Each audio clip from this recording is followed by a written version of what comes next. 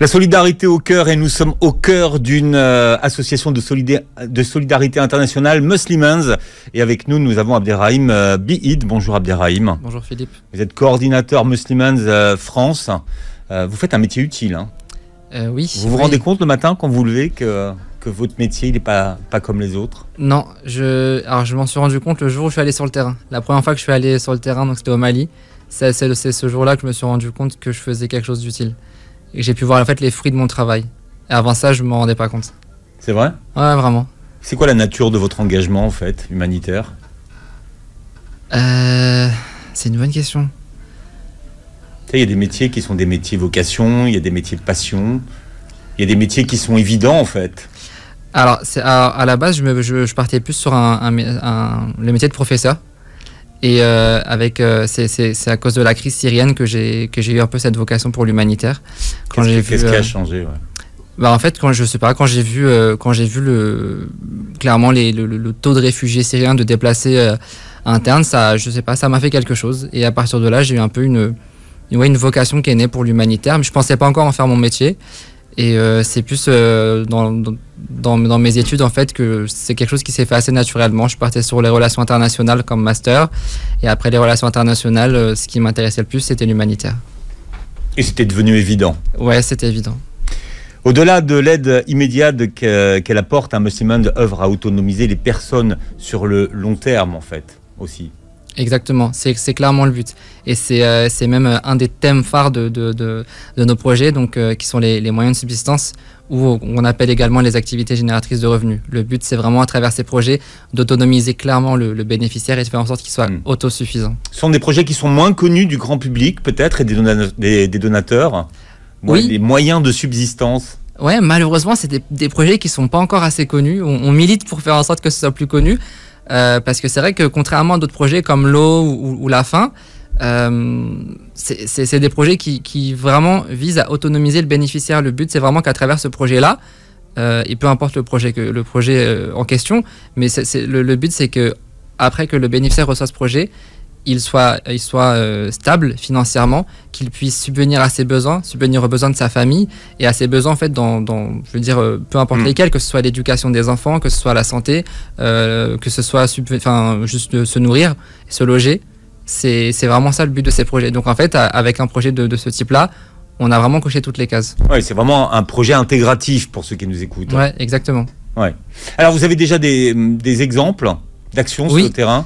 Ouais, exactement. On a par exemple les petits commerces, qui est un projet assez phare chez Muslimans. Donc en fait, ça consiste à un kiosque avec un premier fonds de commerce, donc pour un mois. Et le bénéficiaire, en fait, il sera situé dans un endroit justement où il y a du passage. Le but, c'est vraiment qu'il soit dans un endroit comme un marché, par exemple. Et donc, ils vendent ce qu'ils souhaitent vendre. Le but, c'est pas de lui dire tu vas vendre ça à partir de maintenant. D'accord. Ça, vous imposez pas. Non, jamais. En fait, on fait toujours en sorte de prendre en compte les choix et les souhaits du bénéficiaire. Parce que, en fin de compte, le but, c'est de faire un projet pour lui. C'est de faire un projet pour que lui soit autonome, lui ou elle d'ailleurs. Et donc, dans le cas du petit commerce, sachant que c'est souvent des femmes veuves. Donc, étant donné que ce sont les seules à s'occuper de leurs enfants, c'est vital pour elles qu'elles aient un métier. Donc, avec ce petit commerce, elles peuvent vraiment vendre ce qu'elles souhaitent et donc avoir son revenu. Il y a aussi également les ateliers couture. Donc on a donc des formations qui sont prévues pendant 4 à 6 mois selon la zone. Et donc à l'issue de cette formation couture où il y a vraiment une formation qui est dispensée, qui est vraiment intégrale. Les femmes reçoivent une machine à coudre, le matériel pour coudre, les tissus, donc vraiment tout le nécessaire. Et à partir de là, elle peut faire son propre commerce et du coup commencer à vendre ses créations. Oui, et pouvoir produire aussi. Exactement. Passer de la pièce unique hebdomadaire à plusieurs pièces par jour. Tout à fait. Et sachant que même à terme, ce qu'on souhaiterait faire, ce serait d'essayer de mettre en place, étant donné qu'on a des écoles de l'excellence dans certains de nos pays avec donc des orphelins qui étudient. Le but, ce serait d'essayer peut-être de faire en sorte que ces femmes-là qui cousent puissent coudre justement les uniformes de ces orphelins. Donc comme ça, on a aussi quelque chose qui soit assez cyclique, quelque chose qui soit autosuffisant en fait. Ce serait vraiment le but à terme de pouvoir mettre ça en place. Vous êtes présent dans quel pays donc pour ces opérations? Alors, beaucoup en Afrique de l'Ouest, donc au Sénégal, au Mali, au Niger, mais on fait aussi ce type de projet au Liban. On peut le faire également au Sri Lanka, au Pakistan. Donc, en soi, les zones sont assez larges, et puis on le fait vraiment aussi selon les besoins qui nous sont rapportés, sachant que les projets ne seront pas forcément les mêmes. Par exemple, d'un pays à l'autre, on peut faire des projets différents, comme dans les pays asiatiques, tout ce qui est par exemple Bangladesh ou Sri Lanka au Pakistan. On a également ce type de projet, ça va être ce qu'on appelle des rickshaws. Les rickshaws, c'est des sortes comment est-ce que je peux expliquer ça, des sortes de mobylettes, on va dire, et du coup ce sont plutôt des hommes en fait qui vont les conduire, et grâce à ça en fait ils deviennent un peu des taxis. Donc en fait c'est un peu des VTC, et du coup grâce à ce rickshaw ils peuvent donc avoir un revenu donc tous les jours pour subvenir aux besoins de leur famille. C'est très populaire en Asie. Ouais clairement. Ça se fait beaucoup. Rickshaw. Ouais, des rickshaws. D'accord. Rickshaw. Vous écrivez ça comment? R-I-C-K-S-H-A-W. D'accord. Rickshaw. Bien. Comment est-ce que vous mesurez l'impact de ces projets générateurs de revenus? Nos bureaux de terrain font ce qu'on appelle en fait de l'évaluation pour essayer de voir en fait comment le projet, quelle est on va dire la réussite de ce projet plusieurs mois après.